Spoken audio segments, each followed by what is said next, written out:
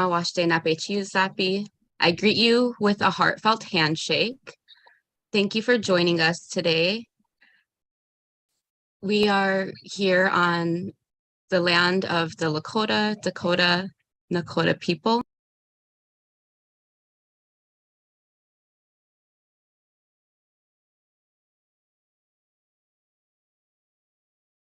You seem to have lost sunshine.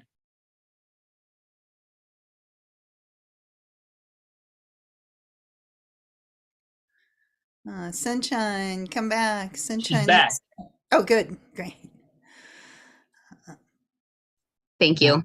Yeah. Thank you for gathering together in your own territory. If you feel called, please share in the chat whose ancestral land you are on.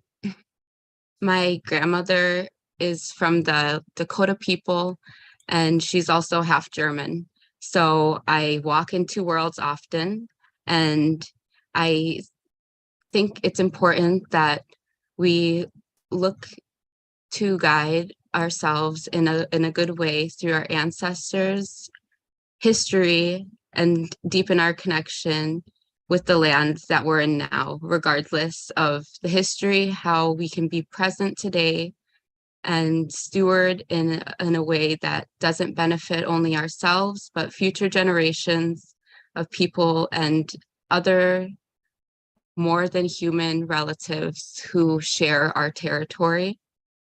It's these relatives don't always have a voice, but through our practices, we can protect habitat, restore fertility, and nourish the land that we are on. And even without ownership, I hope that through learning in community, you can deepen your own practice together and learn to walk together in a good way.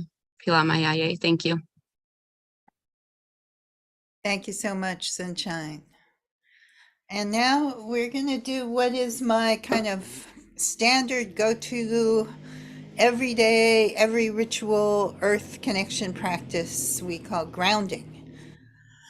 So take a breath, wiggle yourself. I see lots of wonderful familiar faces here. So I know many of you have done this many, many times before.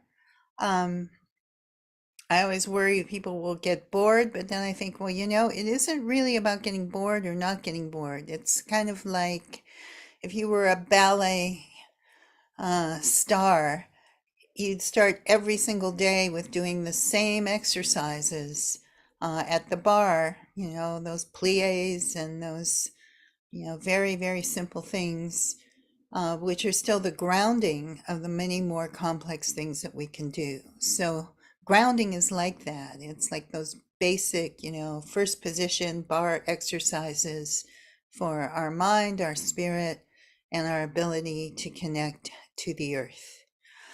So take a deep breath, get yourself comfortable, and make sure your feet are planted on the ground. As you breathe in and breathe out,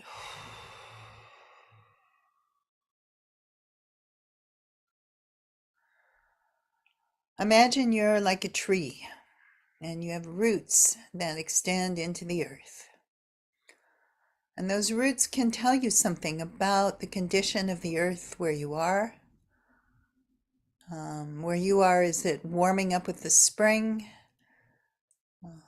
Where we are here in Northern California, it's moist from the abundant winter rains that we've had this year.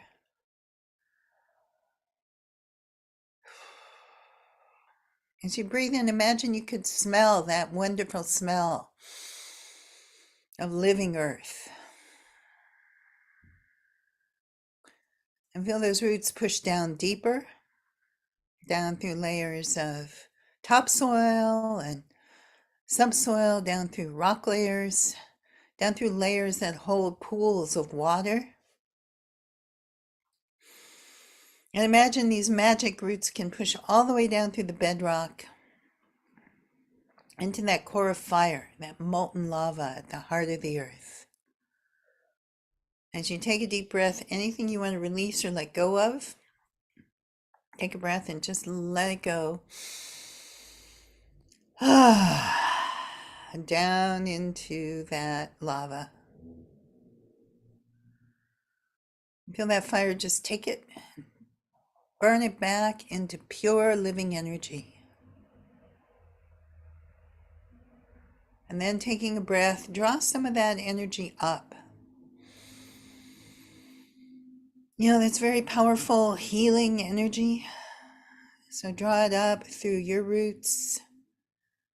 Draw it up through all those layers of the earth. Imagine it kind of radiating out some healing energy into all those layers of earth.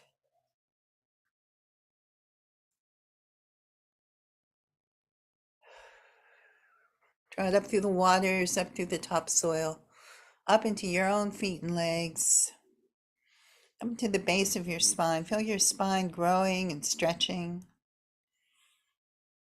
like a beautiful, slender sapling, like a nice flexible tree trunk. Twist a little bit, awaken that spine up. You know, when a tree twists with the wind, it's like twisting in a spiral pattern that actually sends force down into the roots and helps them to crack rock and push down deeper. And taking a breath, take a moment and just bathe your heart in some of that life force energy.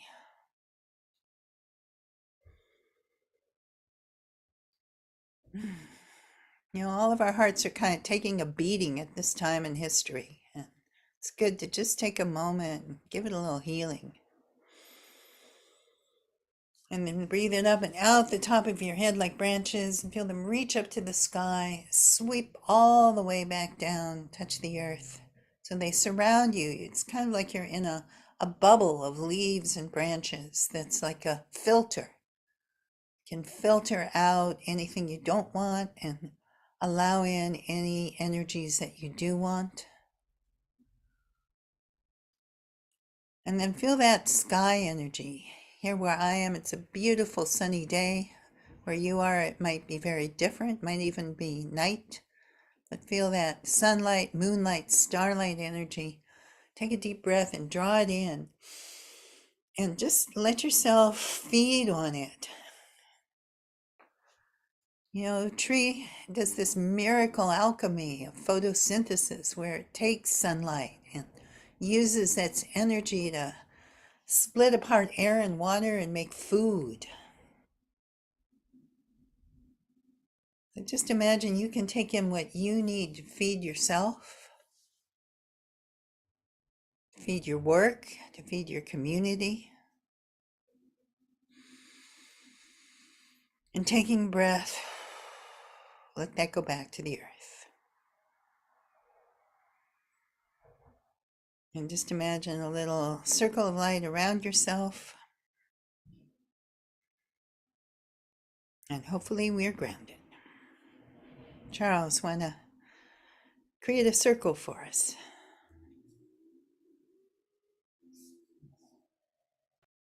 Yeah, let's create a circle. There's lots of ways people create the circle, the container of the work we do. Some acknowledge the space, some will cast a thread out to circle us. And I just invite you, any way that you do it, to gaze to the north. Wherever is north for you, just acknowledge where that north space is. And look around where you are, and we're going to swing from the north to the east. Just acknowledging what's there. Walls, maybe you see outside, maybe you are outside. You swing into the south, into the west. What you see, what you feel. That thread of energy around us, back to the north. Maybe curling up above like a dome, and down below, like a bubble around us. We're held in this bubble, I like to think of it as iridescent soap bubble. You ever played bubbles as a kid? And I invite you to just blow those out, and it's somewhere that bubble is going to bump into the next person on this call and come together to make a larger bubble. Just blow that out a little bit. as we pop together. We'll make one big bubble with everybody on this call, surrounding us all, holding us all together. Welcome to the circle.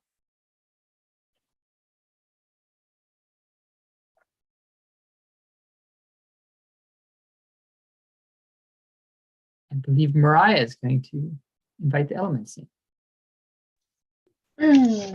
Hello, everyone. So I'm going to call in the elements, and you're all invited to stand up if you're able, or go ahead and have a seat and just close your eyes and just envision calling in the elements.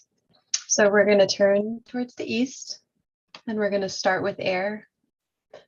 We're going to think about intuition, the mind, the season of winter, the color white, and your crown. And we're going to thank the air. Then we're going to move to the south. Go ahead and turn in that direction. The south represents fire, change, the season of spring, the color yellow, and on our body, the adrenals. We thank fire. We next will move to the west, which represents water, love, fertility, the season of summer, the color blue, and this is represented on the body as your thyroid. We thank water. And then we move to the north, which is represented by the earth.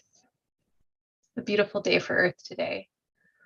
The earth represents grounding, stability, the season of autumn, the color red, and your root, your connection to the earth. And we thank earth. Thank you, everyone.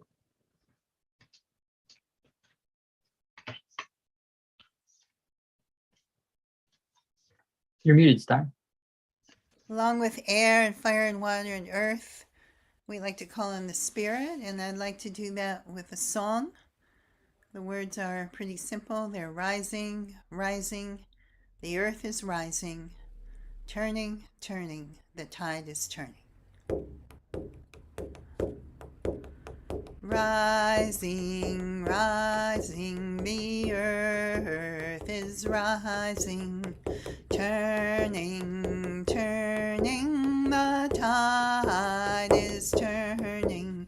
Rising, rising, the earth is rising, turning, turning, the tide is turning. Rising, rising, the earth is rising, turning, turning, the tide is turning.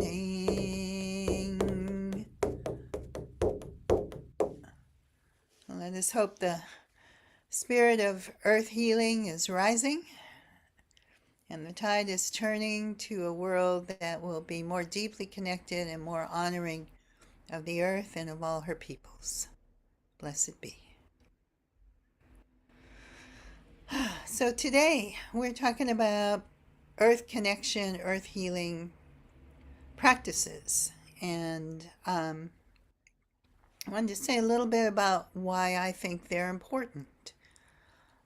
Many years ago, I was in New York and I was being interviewed by someone for a feminist magazine.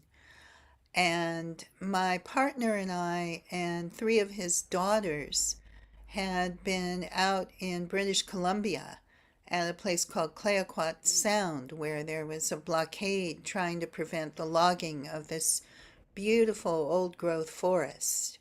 And we had all actually gotten inspired to join the blockade and had gotten arrested, which led to our family motto: the family that is detained together remains together.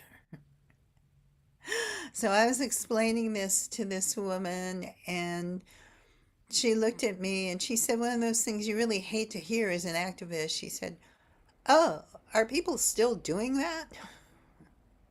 I said, "Yes, many of us sort of never got the message that it was time to just give up, throw in the towel, and let idiots destroy the earth." And then she looked thoughtful for a moment and she said, "You know, I think to most New Yorkers, the environment is sort of unreal. You know, I mean, we support it, save the whales, all of that, but it's not really real to us." And I just looked at her kind of open mouthed, and I realized what she said was true.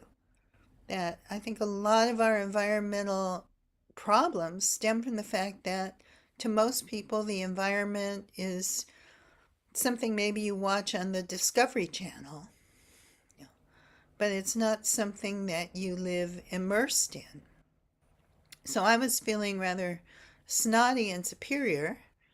But then when I thought back on it, I realized that when we had gotten to Clayoquot Sound, looking around at those incredible forests, one of the first things I had said to my friends who had enticed us there was, how do we recognize the old growth forest? Like, how do we tell the old growth from the not old growth? And I had to admit that to me, in some sense, the environment was sort of unreal.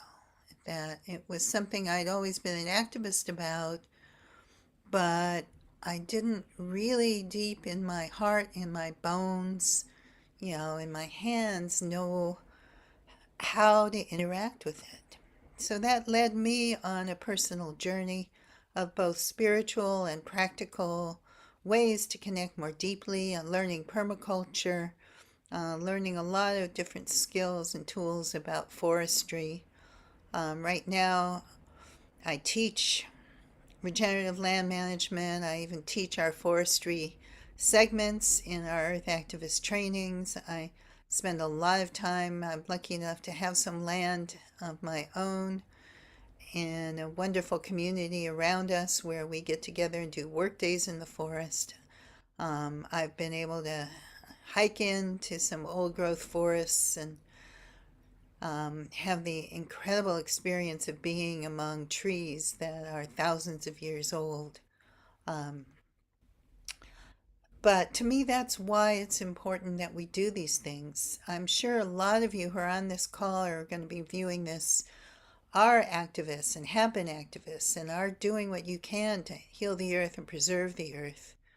But that work is much more nourishing and satisfying when it's grounded in our own practice, when we take some time each day to have our own personal connection to the earth and to really stop and look and listen and let the earth speak to us. So in its very simplest form, I'd say my earth healing practice is just taking some time every day to be in nature. That might be out in the woods, or it might be looking at what's growing out of the cracks in the sidewalk, and just to stop and breathe and ground and try to observe and listen to what nature is telling me. But right now I'm going to teach you another practice that I really enjoy. And this is the way, if I want to go more deeply into a particular plant, this is kind of how I do it. So right now, here I have a beautiful little piece of one of my elderberry trees. And the elder is an ancient sacred plant in both indigenous and also European traditions. In Germany, it was called the Holunda. And there are many, many stories and myths and fairy tales about it. In Celtic lands, it was one of the sacred trees.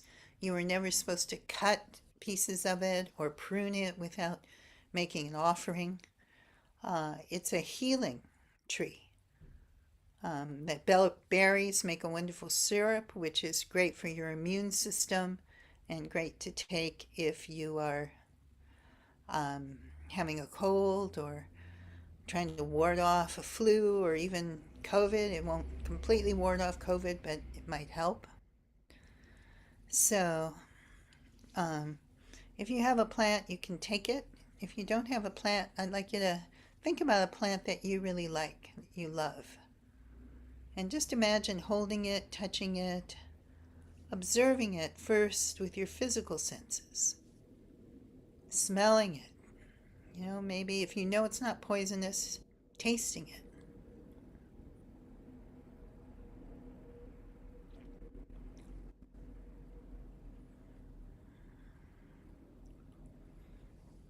Looking at it.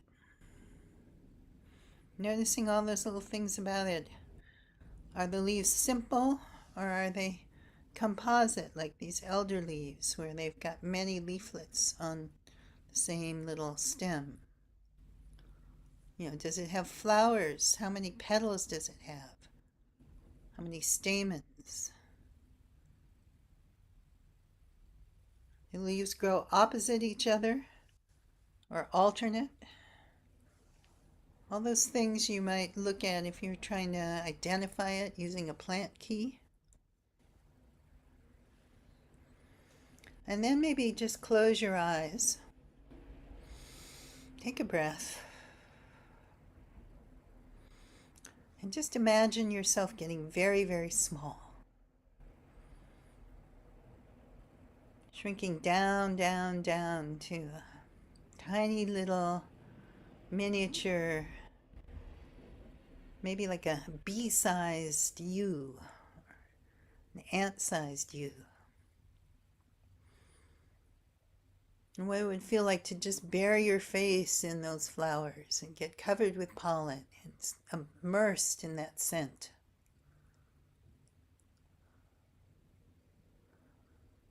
You know, if it's a tree, if it's a plant with a stem, you can imagine feeling the edges of that stem like a great pillar.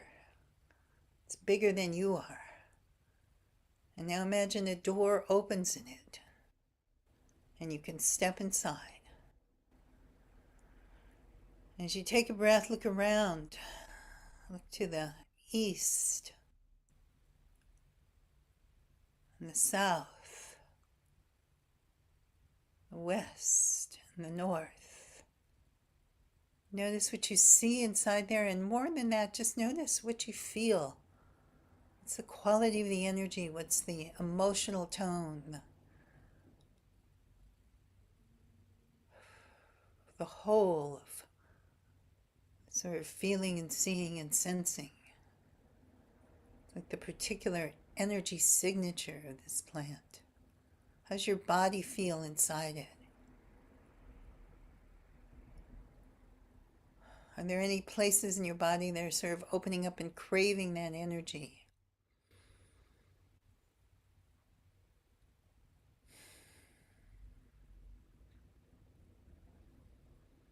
And maybe just take a moment in silence and listen and wait.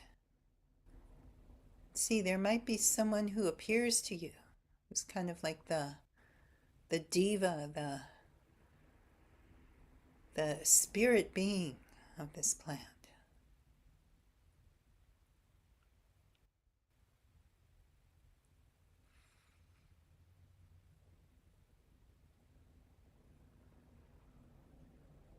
And if so, take a moment, notice how this being appears. Again, what are the qualities you feel, the emotions? Can you see something, how they look, of what they might be clothed in? Can you open your ears and hear? Do they have guidance for you? Do they have a message for you?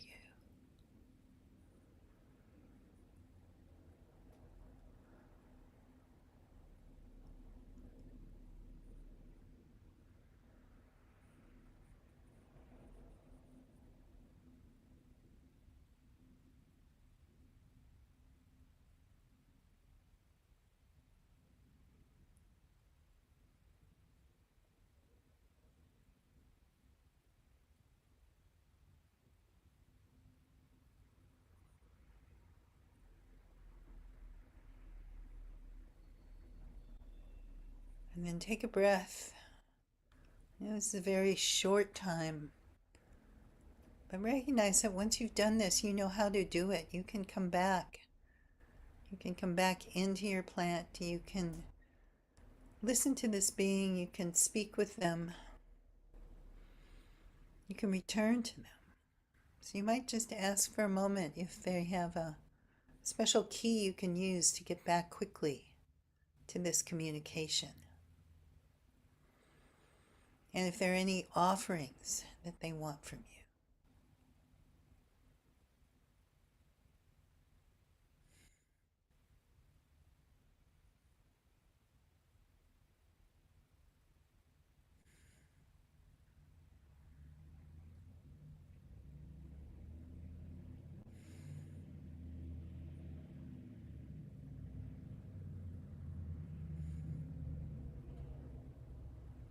And say thank you. And turn to the north and the west and the south and the east. Say thank you and goodbye. And then open that door and step out of your plant. Back. Feel your human body begin to grow and come back to its ordinary shape and size.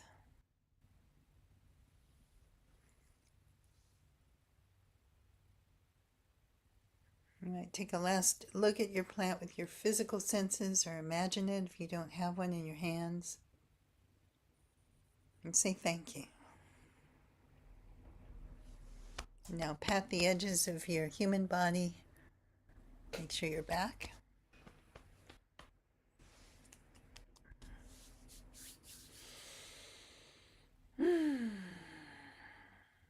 Say your human name out loud.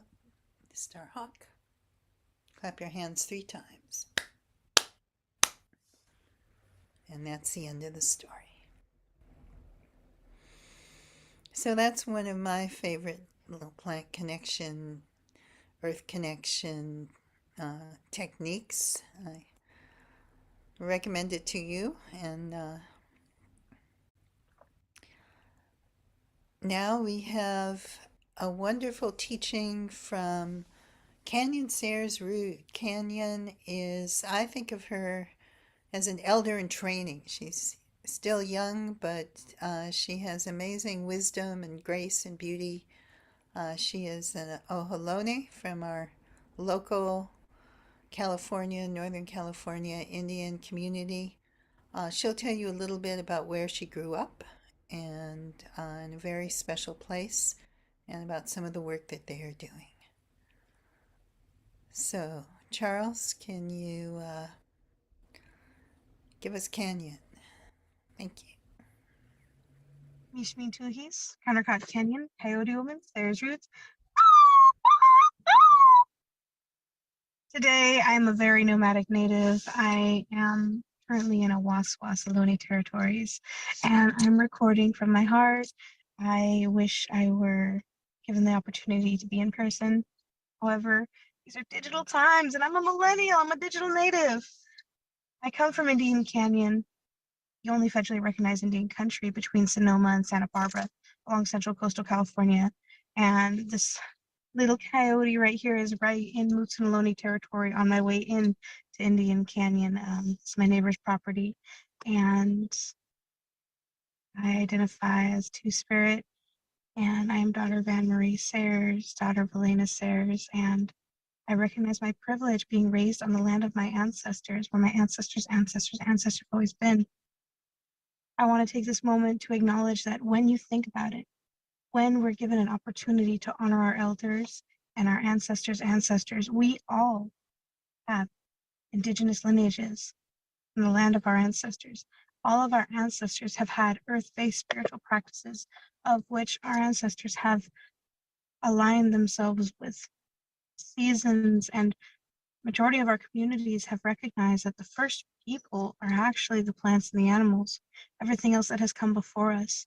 Humanity was given the obligation and the responsibility, a sacred responsibility, to be good ancestors in training and be good community members, recognizing the rights of nature and being in community with all sacred living systems and recognizing our impact. Part of being a responsible community member is by acknowledging how we got to where we are, taking a moment of recognizing that we should be recognizing Indigenous protocol by acknowledging the first Indigenous peoples who have stewarded this land since time immemorial, by acknowledging the histories both of the environment and the ecological impact and how settler colonialism has impacted Indigenous nations, not only just here, but around the world, and the beautiful occurrences that can happen from honoring that truth in history. Sometimes it plays out in having difficult conversations and checking our entitlement and fragility, and sometimes it comes to opening doors for beautiful opportunities and collaborations and humility and healing that intergenerational trauma, healing that lateral violence and that lateral trauma, healing the historical trauma and the ongoing trauma. Coming together in community is healing. Laughter is sacred. Water is life. May we honor the past to shape the future. For this little coyote, I want to offer a little coyote song. This is the Mutsun language, the language of my ancestors. And the gentleman who got his PhD in my ancestral language created the Vulcan, and not created, developed. It was already created. He was hired and developed the Vulcan and Klingon language. An amazing linguist. However, you learn from indigenous languages to recognize where that origin and that energy came from, how the indigenous languages brought that foundation of understanding of that information. So, for a little coyote song, revitalizing language. As a Native person, the last fluent speaker of my ancestral language passed away in the 30s. Our community members are speaking our language, however, not as fluent first language first speakers. A little painful. And I want to point out that when people ask about indigeneity, do we know about truth in history? Did you know that the first time the Native American had the right to practice religion freely was 1978? 10 years older than me. So if you're 10 years older than me, you were born before the Indian Freedom Religion Act. How to bring that up. So yeah, we as humans have the right to pray.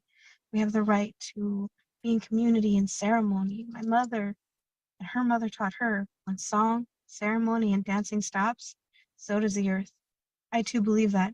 So I find it very important that we honor our ancestors, honor our heritage, even if you've got 2 left feet, even if you don't have a singing voice, even if you don't think you can, know you can, never tried. The same way that when we're in unison, from as simple as you have a whole room doing that, you feel that frequency, you feel that vibration, you feel that energy. Dancing. Some of y'all have been in spiral dance. Some of the community just feel a rhythm and a beat. Sometimes we have happy dance. Dim. I just want to point that out. Don't stop dancing. Don't stop singing.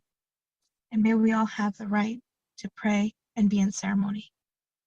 Don't ever allow someone to say you can't. There are appropriate ways to navigate that. There are respectful ways to navigate that. And that's social rules and conduct and protocols of which we should be considerate and accountable and recognize our impact and our ripple effect. So there are ways that we can stumble in that journey. So I'm not going to say just don't feel entitled to do everything, anytime, anyway. However, we can be aligned, recognize the God in me sees the God in you. So this is a little coyote song in the Mutsu language. I'm going to use my regalia. As Indigenous peoples, we don't wear costumes. This is medicine. Gives good medicine, charges with good medicine, made from good medicine. Kind, patience, positive energy, and prayers went into this medicine. So it's not just jewelry. So I'm going to offer a little coyote song.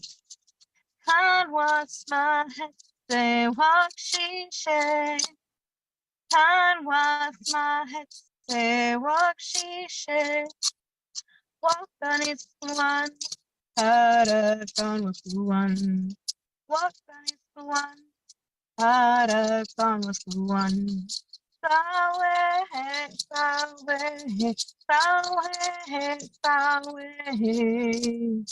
can was my head se walk she she can was my head se walk she she walk on its one para con was one walk on its one para con was one sawe sawe sawe sawe oh oh oh oh no son in breath so it is in spirit in the Mutsun language no son is a word that my mother and her mother have always used and a little prayer that I have on my SoundCloud and in my coloring book and in one of my mini zines that I'm a bad capitalist. I provide a lot of things for free. So my mini zines are available on my website for free.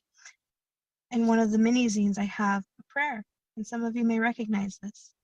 And so I invite you, if you can, print off the mini zine, share it with your community. It's the one thing I say, yeah, go to this Native community source, take it, and spread it everywhere. You can totally appropriate it. Take it and run with it. Propagate the world with the indigenous propaganda. Oh, sorry, I had to drop a little laugh in there, but some of you may recognize this prayer, and in my language, it's Pide Kanama, Si Compatian, Eto Konoso, Soto Konoso. Translates to earth my body, water my blood, air my breath, and fire my spirit. And that is in the Mutsun language. That is one of 8 languages of the Bay, one of 3 languages that are highly documented in the Bay. And I just wanted to share that from my heart to yours, from my community to yours. And may we honor and acknowledge Earth Day and coming together in community. May we act accountably, humbly, responsibly, rationally, and reciprocally. Really important that we honor all the life that's lived and the gifts that are given, from upcycling to recycling, to being accountable, to checking our entitlement and fragility, to ensuring that the voices in the community are witnessed and validated and shared. And may we honor truth in history. It is important that we honor the past to shape the future. So.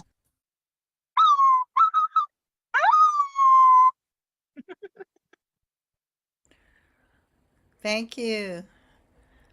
Thank you, Canyon, for that beautiful teaching. I think it's so important, especially what she said at the beginning, to remember, all of us, if we could go back far enough, have indigenous ancestors. And I think it's very easy for those of us who might be classed as white to think like, oh, we don't have it and somebody else has it and we need to get it. But we do have it if we go back far enough. All of us come from people who knew how to live in connection with the land, or we wouldn't have survived. So, as Canyon says, there are respectful ways to connect with that knowledge. And hopefully, that's some of what we try to teach in Earth Activist training. We teach regenerative design and permaculture, a lot of practical tools, a lot of science, and we try to do it with a spiritual base that's not a particular denomination or a dogma, but rather these ways and these tools of connecting directly to the earth and hearing the earth's message. We offer diversity scholarships for people of color and indigenous people as part of our way of making reparations and as our way of helping to diversify the permaculture movement, because one of the core principles in ecology is that diversity creates resilience. So we have a very wonderful person who is our student coordinator, and she's going to offer some teachings right now, and that is Mariah Masters. Mariah, over to you. Thank you, Starhawk. I appreciate that. I recognize a few faces here from you taking classes with us or being at events with us. It's nice to see you again. Yes, I work for EAT. I'm a mother. I'm also a permaculture business owner here in Colorado. I currently reside on the colonized lands of the Ute and Cheyenne here in Southern Colorado, and it is snowing today. It's been a big, fun springtime surprise for Earth Day, and I'm going to take my daughter and partner. We're going to go out and play in the snow later on today. So today I will be sharing a practical and simple earth healing practice. This practice for me started about 10 years ago. I was at the park with my cousin and her son, and while he was running around and playing, my cousin began to pick up trash. And I was like, why are you picking up other people's trash? That's not your responsibility. And she simply, humbly replied, this is all of our responsibility. And I began to pick up trash with her. So, being from California originally, I knew to not litter, and I didn't do anything like that. I remember being a kid sitting in the back seat of my mom's car and reading the signs on the side of the freeway that say $1,000 fine for littering. And I remember taking that in very young. And so I knew not to litter, but I also didn't pick up other people's trash. I mean, at most, I would pick up trash that would be other people's that would kind of, come in front of our house and apartment, wherever we were living, and just clean up a little bit that way. But I didn't do it in public places. And I guess in my mind, I just thought someone else will do it. And I now realize that that's not the most compassionate mindset. So in this moment, I was inspired by my cousin's humbleness and her sense of responsibility. And I wanted to do the same. So I strapped on a fanny pack, I stuffed it with some plastic bags, and I began to pick up trash every day and everywhere. On hiking trails, at the store, in the streets, in parking lots. I would even go as far as picking up the little dog poop bags that people leave on the side of the hiking trails, and you're like, oh, are they going to come pick that up? I don't know. And I would even go pick those up and just hike with it in my fanny pack. That's how committed I was. But so not long after I began this practice, I moved into a bigger city, and I was faced with some challenges. There was so much trash everywhere. I would spend a lot of time picking up trash, and I just couldn't get it all. I was feeling overwhelmed, frustrated, and even a little bit defeated. It's just a lot. So I began to look for resources on trash management, and I started to really look inward to see what I could do in my own personal life to reduce the amount of trash that I created. So I stumbled upon zero waste living. I met up with a local group in Colorado who are committed to living a more plastic-free lifestyle. And I began to adopt many practices that were within my budget and abilities. I worked on my consumption habits, and I was still picking up trash, but I decided to create a fun little exercise ritual and rule around it. I would pick up at least 5 pieces of trash every day. And if there was anything big and overwhelming in the middle of the sidewalk, and I had to step over it or move around it just to keep walking along my path, I had to pick that up because, why not? Why would I step over or change direction when I could just simply pause and pick it up? So to me, this practice is my way of combating capitalism by addressing my internal programming around needs versus wants. And more importantly, I do this in ritual every day. So with each piece of trash I pick up, I offer a blessing. So some of the blessings look like, may this playground be a more safe place for children, or may this path be a more pleasant walk for others. With this piece of trash, I will protect any animals from ingesting plastic or stepping on glass. And my all-time favorite blessing is, may this be a learning experience for my own daughter who walks this path alongside me. So happy Earth Day, everyone. I hope you feel inspired by some of the talks today and that you're able to find a ritual or practice that you feel connected with to connect with this earth, as it's the only one we have. Thank you.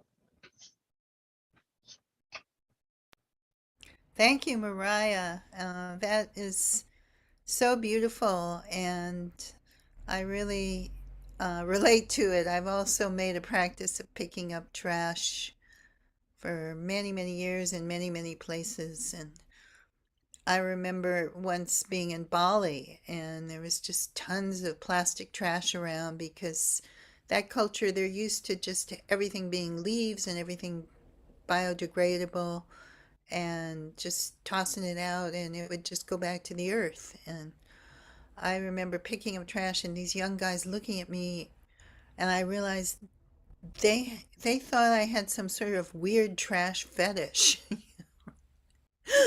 like, like, what do you want with all of that?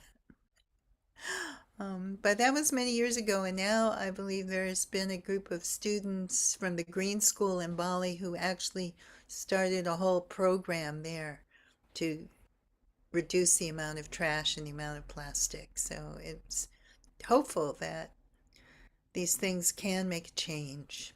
And I especially like your practice of creating a blessing for all those pieces of trash. You know, it's a great reminder that even the simplest, most practical acts that we do can be a spiritual practice. It's how we shift our attitude. We have another wonderful member of our EAT team who has done both incredible spiritual and very practical work.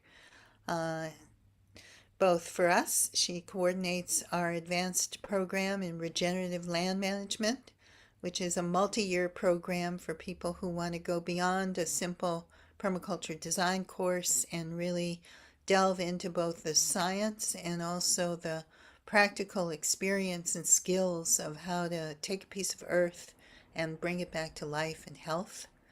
And she is from the Standing Rock Reserve.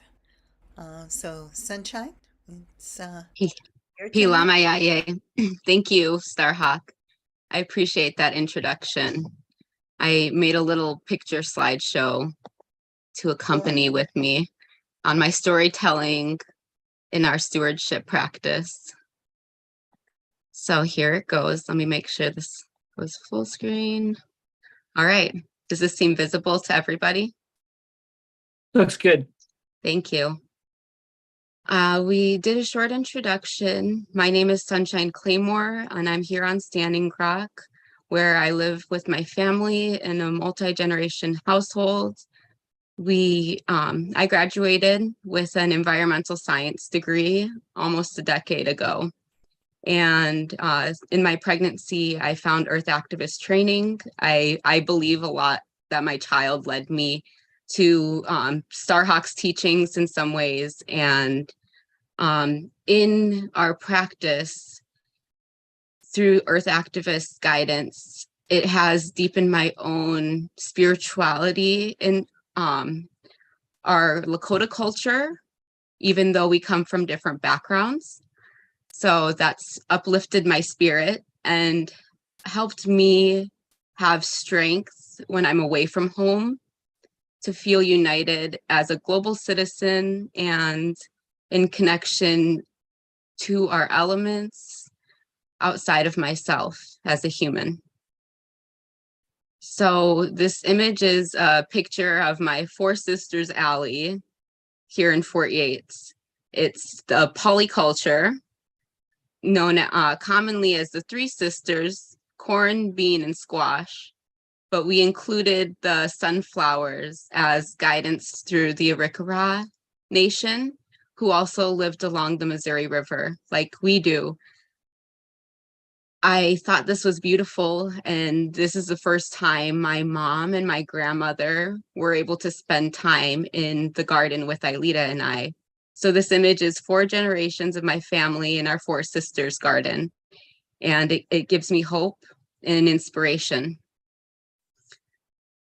As I was pregnant, trash picking was my ritual, much like Mariah. We're shards of a similar personality. And it was my exercise to stay healthy while I was pregnant. And now sometimes I'm like, why did I do that? Because Ailita has me picking up trash sometimes inconveniently, but she's dedicated. So dedicated that last winter or last fall, we were going to the post office and she found $1 on the ground, which I thought was blowing trash, but I think that was a way she was receiving a payment from Earth in gratitude for her hard work and dedication to picking up trash. This area in the top right picture has some of our oldest cottonwoods. A lot of our land was lost through hydropower when they built dams. And so some of our oldest cottonwoods are here. Some of our favorite plants, the nettles, also grow here. And we recently discovered one of our tobacco alternatives known as chanshasha or red dogwood osier as the common name, is growing here as well. We've taken care of this area for years, and just this week we found 3 of our favorite plants that we didn't know were growing here, and that also gives me hope. So, sorry. To show a little bit more about this sacred plant, chanshasha or red willow. It's not a willow, it's in a different family, but we won't get into botany. It propagates very easily.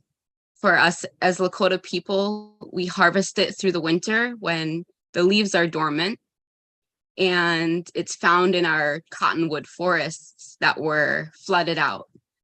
So some still survive.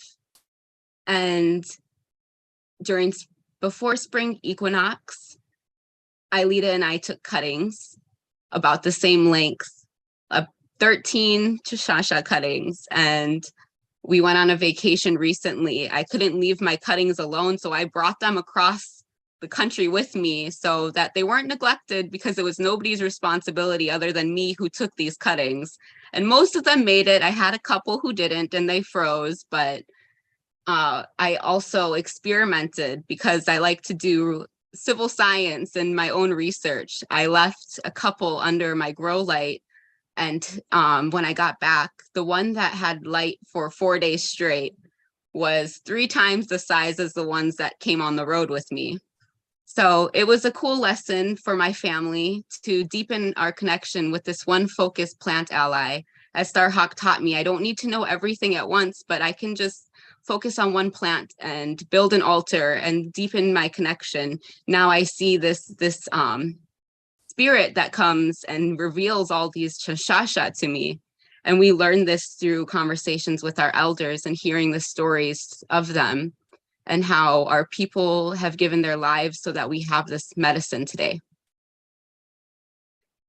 Some of my ritual practice are altar making, and these are, the left altar was made in collaboration with other earth activists out in Portland for one of Starhawk's virtual Samhain rituals.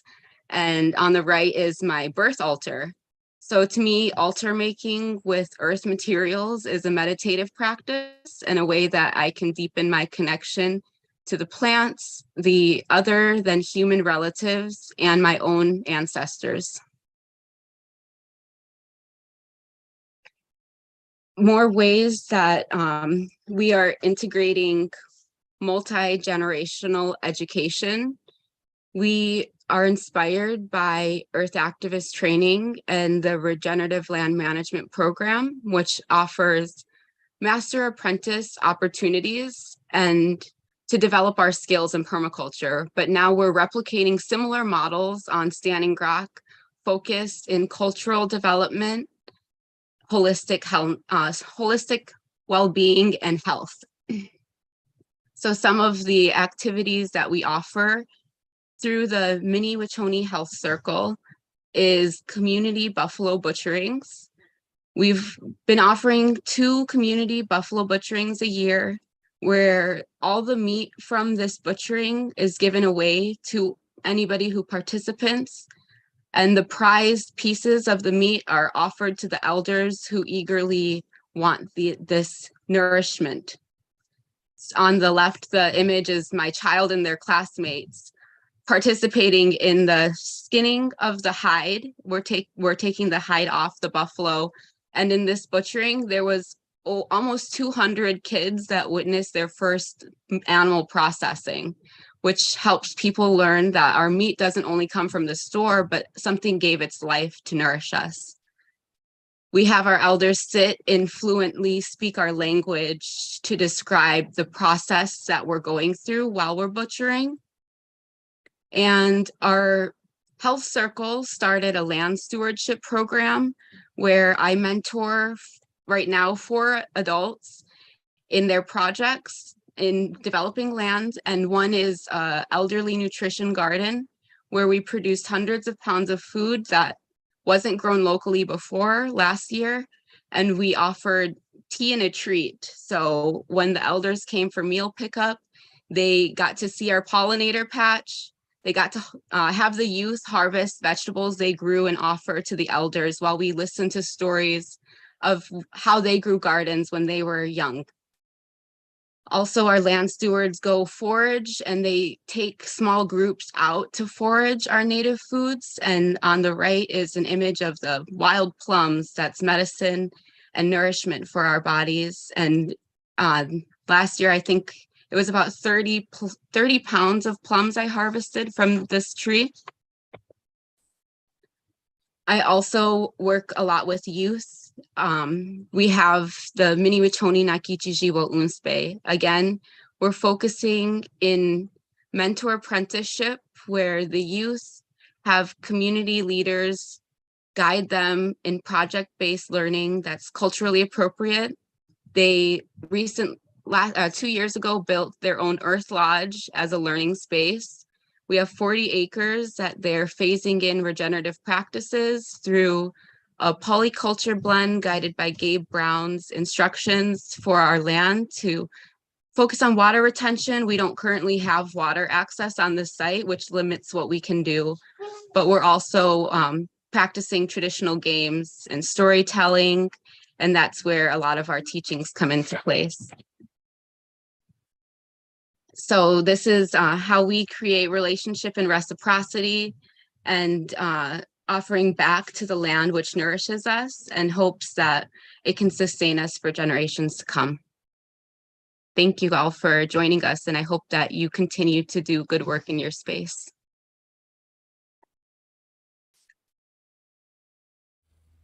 Thank you so much, Sunshine. It's really so inspiring to hear all the incredible things that you are doing there. I had the great privilege of being at Standing Rock just for a few days during the pipeline actions that were there in 2016. And for me, it was such a powerful experience because I had all of my life been writing and teaching about how the spiritual and the political are connected and integrated.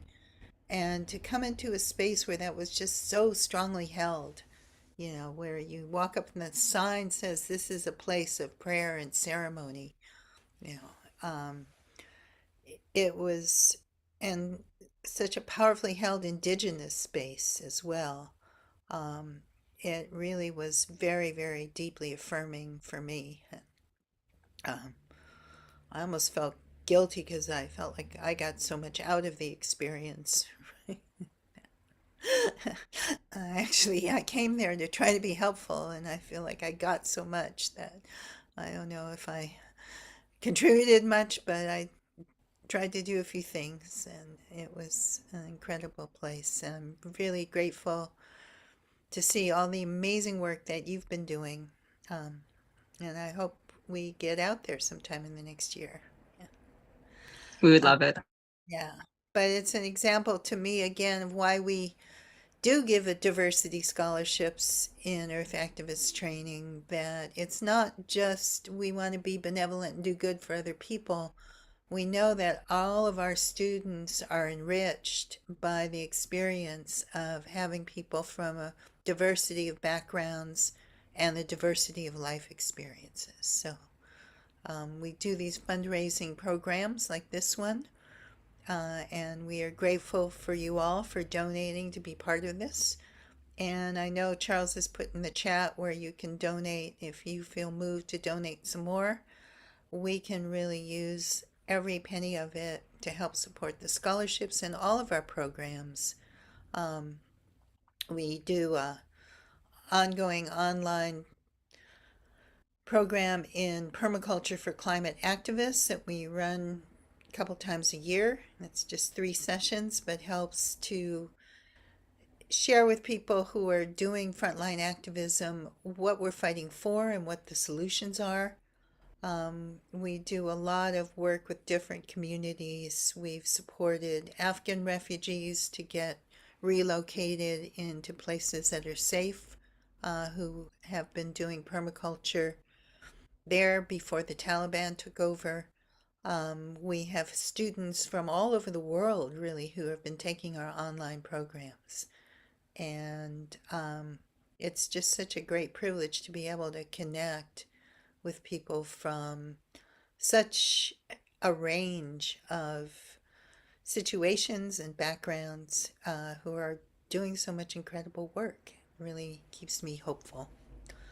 But we wouldn't really be able to do any of it without the person who's going to speak to us next, who's my co-teacher and really does all of the parts of Earth Activist training that I am not good at, because he is a Virgo and I'm a Gemini, and I tend to be all over the place, and he's very focused and picks up all the pieces. So Charles also has a great background in wilderness connection and working with youth. So I give to you now Charles Williams to share some earth connecting tools with us. Hello, everybody. It's great to see you. It's hard coming after such wonderful presentations of earth healing work. Canyon and Mariah and Sunshine, all doing amazing things in their lives. It's interesting, when Star and I first talked about what we wanted to do on Earth, we should bring together and talk about some earth healing practices. As I was walking around the last few days, being like, what am I going to talk about? Well, is it, what part of it? It's, there's, going to town council, like going to city council and presenting about the issues that are up and regenerative approaches, or is it teaching, or is it, you do digging swales, like, all these things I feel like I'm blessed to be able to engage in. But this morning, I was out with my kid. I have a 7-year-old son who's amazing. Curiosity that keeps pulling me out into the world with awesome questions, and also just a spirit of exploration. So in that, I want to start there around some earth healing practices. And that's through observation, just getting out into nature. And I know that a lot of people do this. We go out, there's their appreciation. So I invite people as I'm talking to, if there's anything this spring, something in the last maybe couple weeks, a couple days, even today, that you've noticed that you really appreciate, something that brings you joy, that may has come new because spring is such a new time, to just toss it in the chat. Let's let a little gratitude coming in this moment. Like, what are you grateful for? And we'll talk a little about how I approach gratitude, especially working with my little guy, because we go out all the time, we walk around and explore and see what questions come up. We came across a tree that had a bark removed. We were guessing at what it was, and we found another one. We spent an hour looking around trying to figure out what it was that was removing the bark. How high did it go? How big was the creature? Were there any tracks? Trying to figure out what it was. Trying to find some detail. Could we find any scat? What is it? What trees were they in? Which ones weren't they in? So we got into some tree ID, and really start to observe what's out there without the need to have the answer. Right? We're just like asking questions. He had, we were taking notes, right? Everything we were learning, what this creature was, or was it a bird? Was it a mammal? What was this? And eventually, I think we figured it out. But it was this process of really exploring and seeing what we could find, and heading off into the bush and, you know, getting into areas like, oh, nope, nothing else there, and coming back. So letting our curiosity pull us into the world. I think the other part of gratitude, especially around the earth healing piece of it, isn't just being grateful, like, oh, the birds are beautiful this morning. Well, what bird? Like, what birds are singing? Like, what is it? Like, oh, you know, these are beautiful flowers. So what flower? Like, being both inspired and excited about it, but actually learning enough about our world, about how it works, like delving into it. Like, oh, what is it? You know, we were out looking at the frogs. The frogs and salamanders are laying eggs right now. So we were looking at those in the vernal pools and noticing one of the pools was a lot lower than it was the last 3 or 4 years, and starting to look at why is that? Trying to understand the world, and the appreciation, I think, gets richer as we understand it. Instead of being like, oh, the birds are beautiful singing, like, oh, the warbler that just came back is new, wasn't here last week, and knowing the difference. Oh, you know, like, oh, what's going on with that jay? And then even moving past that, you know, how detailed can we be in our appreciation of the world? You know, how detailed can we be? Like, not just any blue jay, you know, it's that same one, because there's 6 of them that live around here, and that one there is acting this way, or this one over here, you know, is behaving this way, or here are the pigeons. Like, getting to know your neighbors. So I feel like part of the earth healing work I do is around getting to know the details of my environment and sharing that with people around me. Not just their birds, but what are the birds? And not just like, what are the birds, but like, there's this one and that one, like my friends. There's Starhawk, you know, it's like, those humans who talk are great. Like, no, they're not just humans. You know, like, Starhawk is amazing, you know, like Dionysus is, you know, interpreting, doing amazing work. So I think that is part of the practice I have, is coming to detail around what is earth healing, like what's going on, and getting to know the details of our environment, and digging into it when we don't understand. For example, the amphibian eggs we were looking at today, they're very hard to tell the difference between a salamander egg and the different species of salamanders, different species of frogs, different species of toads, when all you see is their eggs. And there's some little clues, but you're looking at them and just like trying to notice what's the difference. Maybe you'll never figure out what exactly the truth, but noticing the difference. Like, how is the weather different this year from last year? Like, what's going on this year with the animals? What's growing well? The two things that are, one, the eggs coming now are really exciting because they're communal. Like, I don't know if you know how amphibian eggs work in the water. They grow, but they need to be fed. They're not like a chicken egg where all the nutrition is in the egg and it grows and it hatches out. Like an amphibian egg, they exist in the water, and the algae that coats them, that green algae that grows on them, is what feeds the egg. So they need sunlight. So there's this relationship between the algae and the egg that allows it to hatch. So it's that collaboration environment that allows life to happen. And very soon the orchids are going to come up. And that's, again, a collaboration where you have a seed that, unlike like a bean seed, that all the nutrition that it needs to get its root and its stem to go up before it starts photosynthesis is in the bean. The orchids, they need a mycorrhizal fungi. I talked about this the other night to some folks, but they need a mycorrhizal fungi to actually connect with them, to feed them so they can grow. So much of our environment is about collaboration. And I find that is what I really appreciate, is going into the world and starting to see those connections, and not just like the bird is singing, but like, oh, it's relating to this tree it's always in. Its nest must be there, you know, oh, it feeds its babies over there. It's like figuring out those. So my gratitude is in the details. Good Virgo thing to say, I guess, right, Star? So like, what are you grateful for? And like, how detailed can you be about your gratitude? How much can we say to the loved ones? You know, we like you, like we like, you know, not just people in general, but we have people we love in the world. We love them for particular reasons, and be detailed. How can we be that way in our love of the environment? So yeah, I think there's a piece of gratitude. And as we move into the gratitude, I think it pulls us into action. So as I understand how the world works, it gives me great hope about what we can do. It's not a mystery, what we can do. It's not a mystery of like, how can we make change? Like, oh yeah, there's some things we can do because we understand how the world works. I don't get trapped in the hopelessness of it as much, because I can see so many ways that we can intervene, and there's so much to do.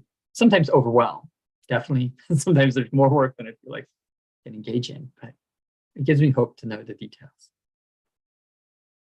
So I'm gonna just take a moment and just glance at the chat because I'm talking, I can't read and talk at the same time. And I encourage anybody who hasn't been glancing at the chat to also look at some of the things people are grateful for. Let's just take a moment and let people put some gratitude in the chat. Yeah, we also have a couple of minutes if there's a couple of questions people want to put in the chat. I'm trying to write out the sort of names or titles of the different practices people have offered. Somebody asked about getting a list of them, so I think I'm on number 4, and I'm going to type up number 5 and 6, and if other people want to contribute, please do. If there's a question, you can put it in the chat or you can raise your hand. There's a little emoji at the bottom. Raise your hand. We'll give you a call on it. And you could ask a question to any of us that have presented. Not Canyon, of course, but like Mariah or Sunshine, Star, or myself.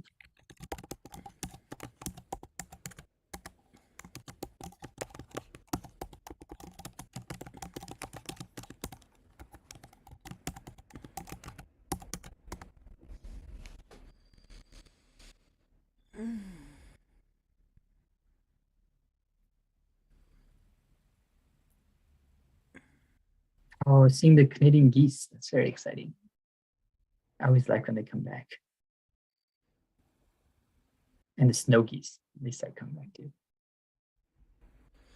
I love the birds and squirrels, and for a long time where I'd go and sit outside my back door, there was a squirrel at the same time of every day. He would like run from one tree down along a branch, take an amazing leap onto another branch of another tree, run down there. It was like his daily sort of routine.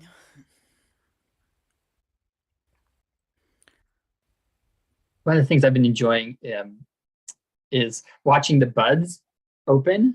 I don't know if anybody's done this, but it's starting earlier in the year. You can start to watch buds, and every like week they do something like they get a little bigger. They get a red line or a purple line on them. Then it turns to a white line. They swell up a little more, and then they're always like doing something. It's not like they're just hanging out. They're always doing something. And right now, right here, we have the maples are really budding out, and they're just starting to put the flowers open. And maple flowers are beautiful. If you never really looked closely at a maple flower, I highly encourage you to do so. You know, like maple sugaring just happened. Now we get the maple flowers. Really cool. But to look so closely at those and like pull out your hand lens or magnifying glass, take a look at those. Yeah, they're just amazing this time of year because we get all of these wonderful flowers, and some of them are very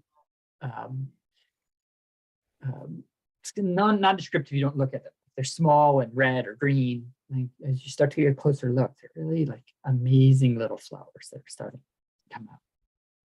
I'm up here in Nova Scotia, land Mi'kmaq, land of the Mi'kmaq people. So everything's a little slower than some of the places other people are. It's a little warmer. So we're really loving the spring.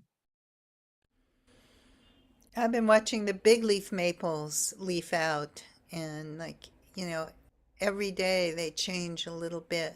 And even though we're a lot warmer than you are in Nova Scotia, it's been so cold this year that they're only now really starting to leaf out.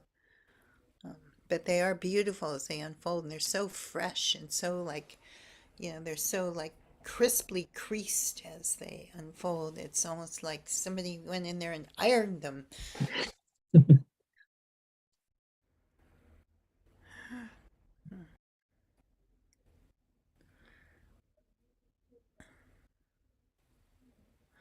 Really great.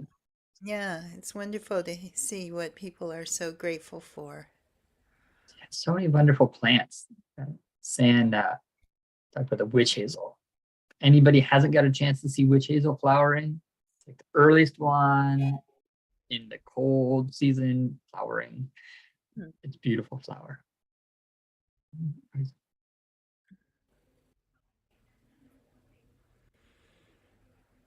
Right now we have all the rosemary. Usually the rosemary blooms sometime like late January, early February, and by now it's kind of over, but it was so cold this year that it's still in full flower right now. The bees are buzzing, the daffodils are blooming, the fruit trees are coming out. It's all kind of happening at once, and it's being a really spectacular spring. I wanted to show our little science experiment. So our chanshasha cuttings, the original cutting is here, I'll put it in front of me on this side. And the one I took with to Wisconsin is on this side. And it grew, I'd say, a good 2 inches on the road. But the one that I ended up leaving under my grow light turned on ended up getting much taller. It just grew for 4 days straight. So I've been showing it to our kids and adults to demonstrate propagation strategies as we anticipate our de-thaw, which we are still getting snow like Mariah, but everybody is just ready to get our food in the ground. Wonderful.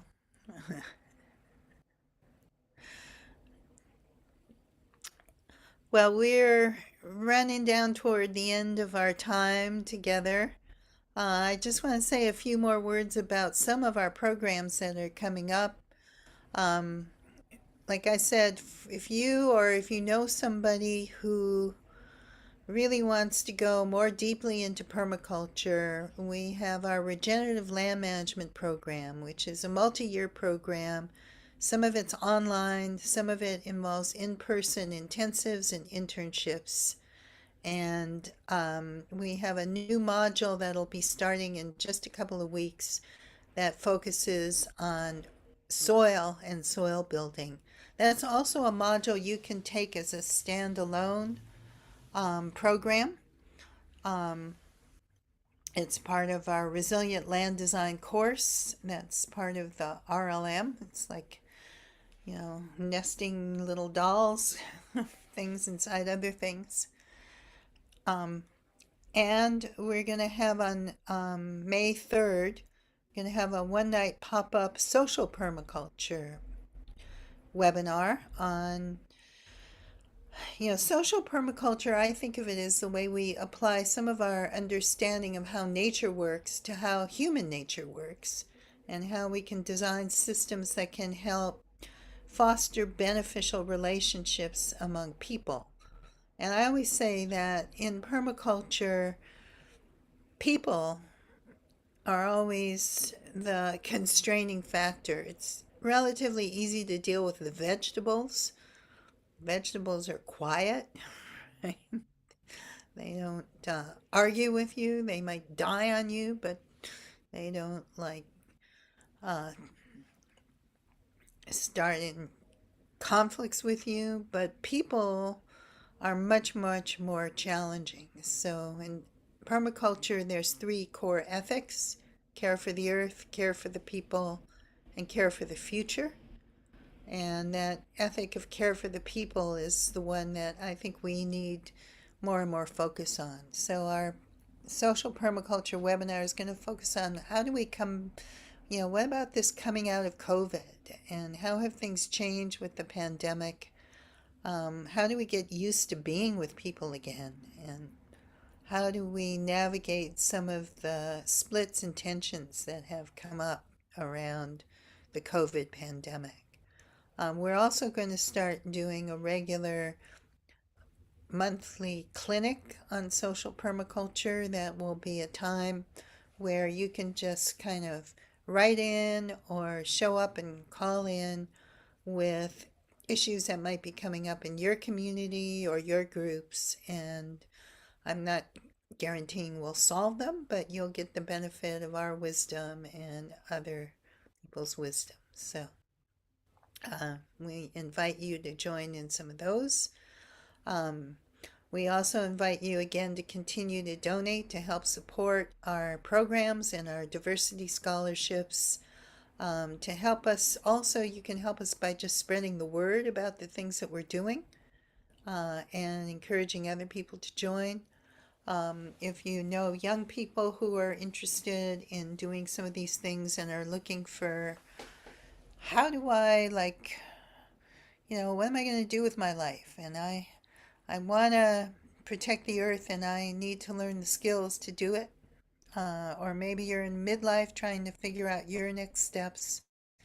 Taking a permaculture design course is often a great way to figure that out. our next in-person course is going to be up in British Columbia in at the end of June, beginning of July. I'll be teaching it with Penny Livingston, who is an amazing permaculture designer teacher, was my first permaculture teacher. And we're at a beautiful place called OUR Eco Village in Shawnigan Lake on Vancouver Island. And then later in the summer, in August, we'll be having an in-person course in Germany, about 2 hours north of Berlin, that I'll be co-teaching with Alfred Decker, who's another wonderful activist and permaculture designer and teacher. And all of these things are on our Earth Activist Training website. We also have posted and will post ways that you can support some of the projects that the people who've spoken to us. I know Canyon is definitely looking for support and help for Indian Canyon. They had a lot of damage from the floods this winter in Northern California and are looking for ways to kind of recover and develop some of their land and their structures and help support their elders. So all of that we are tremendously grateful for. I also want to say thank you now to all of you for coming and joining in this program, to Charles and to Sunshine and to Mariah and to Canyon for your wonderful teachings, to Dionysus for your beautiful interpreting and your marathon of doing it for 90 minutes straight. To all of our Earth Activist training team, like that does all the behind the scenes work that you don't see, but that makes it possible. And now I'll ask Mariah, I'll say thank you to Spirit.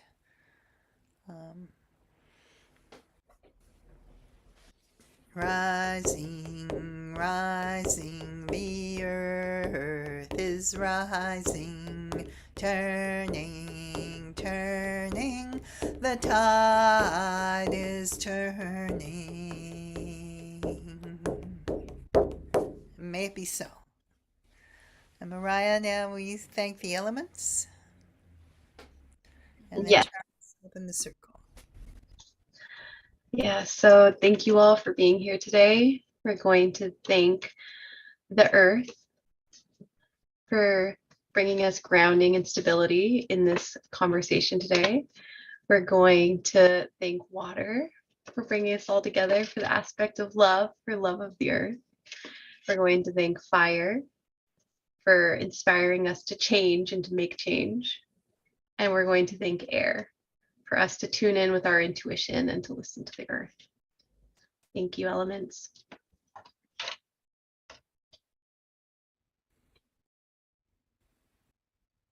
And Charles, can you open our circle? And for our circle, I invite everybody to take a deep breath and blow out and blow those bubbles that we made and let them float out into the world to pop and send their magic where they need to go. Thank you for joining us. Thank you for being in circle. Thank you. And I'm not going to unground you, but I hope you can stay grounded and stay connected to the earth. And again, thank you all. Wopilatanka Doksha. Merry meet, merry part, and merry meet again. Do you have any music to send us out with, Charles? I could. Give me 1 second. We'll have some music for us to end out with. I always like to end our online things with a little music and a chance to turn on your camera and dance. As Kenyon's mother, Anne-Marie Sayre, says, you know, when music, dancing, and ceremony stop, the earth stops. So let's keep it going. Give me 1 second. I've got too many windows open, but